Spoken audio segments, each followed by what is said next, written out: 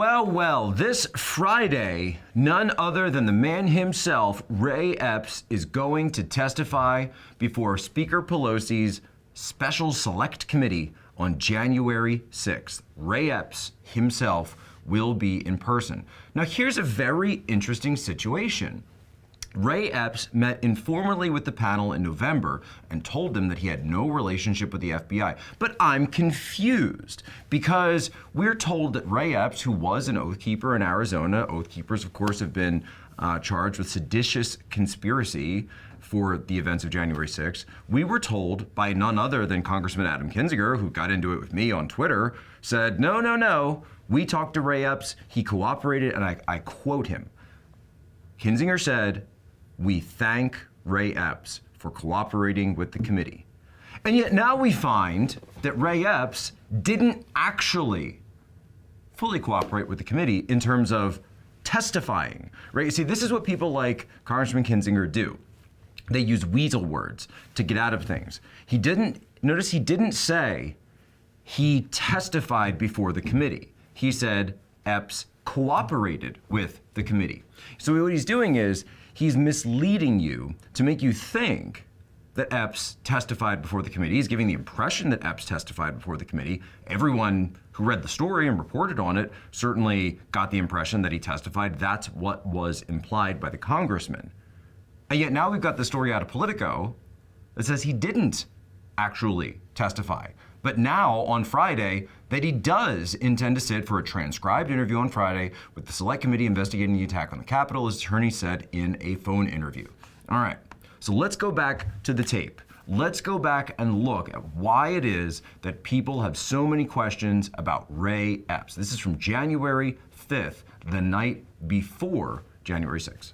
Tomorrow, we need to go into the Capitol. Into the Capitol. No!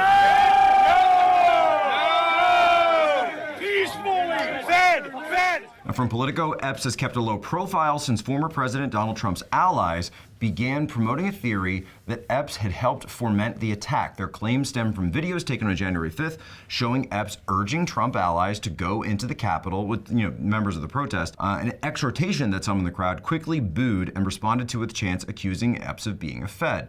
Epps quickly added that it should be done peacefully. Epps was also seen in footage just before 1 p.m. on January 6th at the front of a line of Trump supporters who were among the first to breach the Capitol barricades. He whispered something into the ear of Ryan Samsel, who has been charged as one of the first defendants to breach secured Capitol grounds.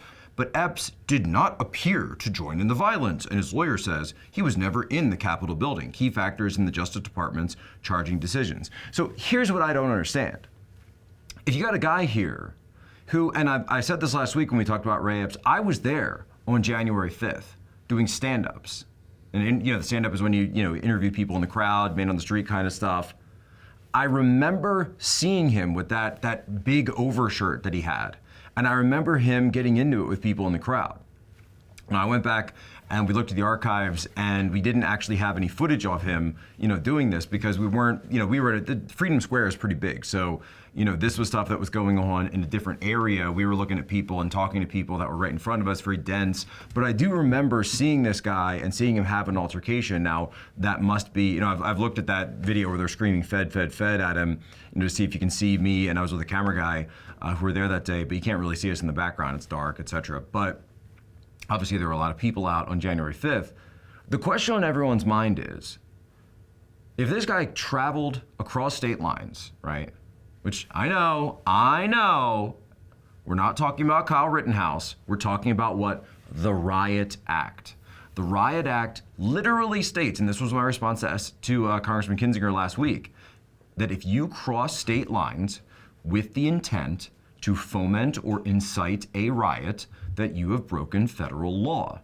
That is the point of the Riot Act. That's where we get the phrase, reading the Riot Act, read him the Riot Act. So my question then is, for the DOJ, for the FBI, for everyone who's involved in this, why is it that people who've been walking around peacefully, people who are protesting, people who committed no violence whatsoever, have been arrested in this, or accused of committing violence when there's no evidence of it? You'll go after them, but you got a guy here who very, very directly seems like he's instigating violence. He's also, by the way, specifically urging people even 24 hours prior to go into the Capitol. And yet he gets away with just an interview. And, oh, you know, don't worry about it. He didn't do anything wrong. Explain it, like, make it make sense. What's the line? Make it make sense. Break it down for me. Explain it to me like I'm 5. Why is it that Ray Epps gets a pass?